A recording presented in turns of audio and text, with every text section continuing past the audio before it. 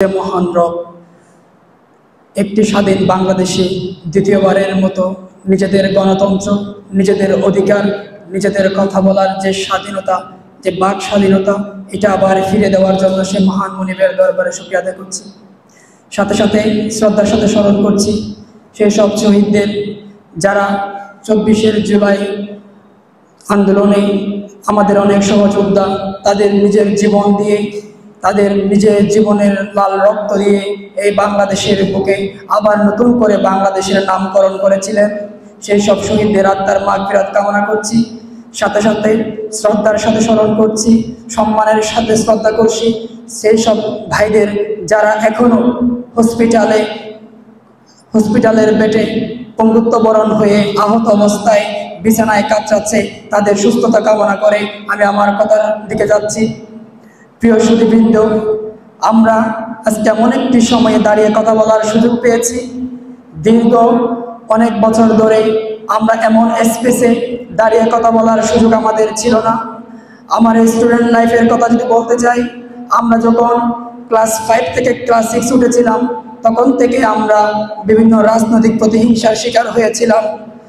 যেমন নাইক্ষ্যংছড়ি উপজেলার কথা যদি বলতে চাই, এখানে বিভিন্ন ধরনের পলিটিক্যালি পার্টি থাকতো, তবে সর্বোচ্চ হিংসাত্মক আচরণ করেছিল ফ্যাসিস্ট সরকারের আওয়ামী লীগ সরকার, আওয়ামী লীগ গভর্নমেন্ট।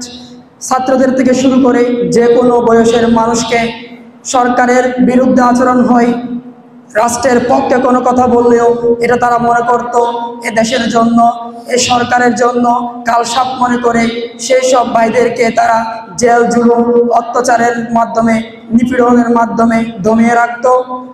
সেই দমন পীড়ন, সেই নিপীড়নের সে একটি দুর্ভার গতিতে মানুষ ক্ষুব্ধ হতে হতে এক পর্যায়ে 2024 সালে এসে 5ই আগস্টের মাধ্যমে সেই ক্ষোভের আত্মপ্রকাশ করেছিল, যার ফলে আমরা আজকে এই স্বাধীনভাবে আবার নতুন করে নির্দ্বিধায় কথা বলার সুযোগ পেয়েছি।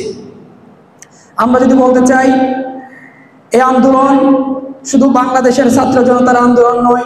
আমরা যখন আন্দোলনে ছিলাম, আমরা দেখেছি রিক্সাওয়ালা ভাইয়েরা আমাদেরকে হাততালি দিয়ে উৎসাহিত করেছিল। আমরা দেখেছি অনেক দিনমজুর রাস্তায় যাওয়ার সময় যখন আমরা দৌড়াতাম, আমাদেরকে অনেক সময় তারা পানি দিয়ে সহযোগিতা করত। তারা আমাদেরকে বিভিন্ন পথ দেখিয়ে আমাদেরকে বাঁচার জন্য সহযোগিতা করত। শুধু তাই নয়, অনেক দোকানদারকে দেখেছি নাস্তা যখন কিনতে যেতাম, তারা অনেক সময় ফ্রিতে নাস্তা দিয়ে দিত, টাকার জন্য তারা তেমন কোনো আবদার রাখতো না। আমরা এমনও দেখেছি যখন মেডিকেলে গিয়েছিলাম, সেখানে আমরা ফ্রি চিকিৎসা পেয়েছি। শুধু তাই নয়, আমরা এখন যদি ফার্মেসিতে যাই, আমরা একটা প্যারাসিটামল কিন্তু আমরা ফ্রিতে পাবো না। ওই সময় আমার এমন নিজের চোখে দেখেছি, আমি আমার বন্ধুর জন্য গিয়েছিলাম, প্রায় এখানে অনেক টাকা বিল হবে, সে ফার্মেসিওয়ালা আমাদের কাছ থেকে সে বিলটাও নেয় নাই, কারণ তারা বলেছিল তোমাদেরকে দরকার, তোমাদের মতো শিক্ষার্থীরা পারবে এই বাংলাদেশকে একটি ফ্যাসিস্ট মুক্ত দেশ হিসেবে গড়ে তোলার জন্য। তাহলে বলতে চাই, আসলে এই আন্দোলন কোনো দল, কোনো জাতি, কোনো গোষ্ঠী, কোনো শ্রম, কোনো এক তরফা বা এক গোষ্ঠীর আন্দোলন নয়, এটা বাংলাদেশের সকল মানুষের আন্দোলন। এই আন্দোলনে আমরা দেখেছি শুধুমাত্র একটি স্লোগান ছিল, এ দেশের মানুষের গণতন্ত্র পুনরুদ্ধারের আন্দোলন। এই গণতন্ত্র যদি আমরা পুনরুদ্ধার করতে চাই, এখানে আমাদের সব কিছু চলে আসে। এই গণতন্ত্র আমরা পুনরুদ্ধার করতে পেরেছি বলে আমি মনে করি আজকে আমাদের মতো ছাত্রদেরকে, সাধারণ মানুষদেরকে, সকল শ্রমের মানুষদেরকে, সকল পেশার মানুষকে আজকে একত্রে কথা বলার, সকলের এখানে মত বিনিময় করার একটা সুযোগ হয়েছে, যেটা আগে ছিল না। সেজন্য নাইক্ষ্যংছড়ি উপজেলা প্রশাসনকে ধন্যবাদ জানাচ্ছি। সকল শ্রম, সকল পেশার মানুষকে এখানে ডাকার জন্য আপনারাই আজকে প্রমাণ করলেন এই বাংলাদেশের মধ্যে ফ্যাসিস্ট সরকার পালানোর পরে একটি গণতন্ত্রের বাংলাদেশ বিনির্মাণের যাত্রা আমরা করতে যাচ্ছি।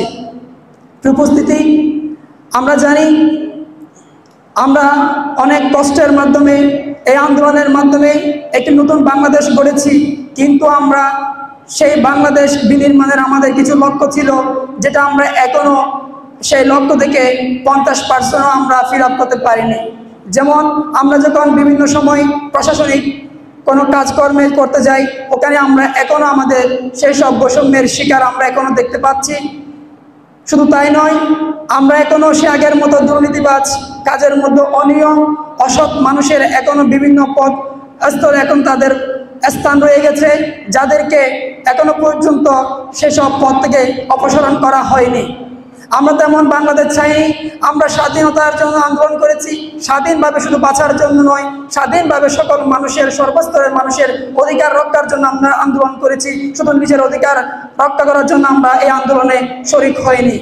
সেজন্য এখানে আজকে যারা উপস্থিত হয়েছেন, আপনাদের মাধ্যমে সারা বাংলাদেশের সকল দেশপ্রেমিক নাগরিকদেরকে আমরা জানাই, আমাদের সরকারি দপ্তরের সকল সদস্যদেরকে আমরা জানাতে চাই, আমরা এই বাংলাদেশ বিনির্মাণ করেছি, কিন্তু এই বাংলাদেশের দায়িত্ব আপনাদের হাতে। আপনাদের মাধ্যমে বাংলাদেশ নিয়ন্ত্রিত হচ্ছে।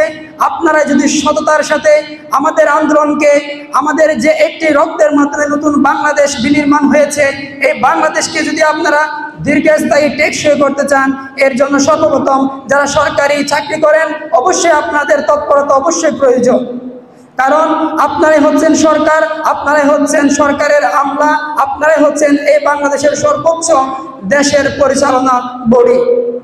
সেজন্য আপনাদের প্রতি আহ্বান জানাবো, আপনারা সারা বাংলাদেশে একটি ইনসাফের ভিত্তিতে সকল মানুষের অধিকার রক্ষার্থে যেভাবে বাংলাদেশকে পরিচালনা করা দরকার, এভাবেই পরিচালনা করবেন, যাতে আমরা যারা আন্দোলন করেছি তাদের এবং যারা শহীদ হয়েছে তারা তাদের যে স্বপ্ন দেখেছিল সে স্বপ্ন বাস্তবায়ন হয়। এটাই হচ্ছে আমাদের লক্ষ্য, এটাই ছিল আমাদের প্রত্যাশা। আশা করব আপনাদের কাছ থেকে আমরা সেই বাংলাদেশ আপনারা আমাদেরকে উপহার দিবেন।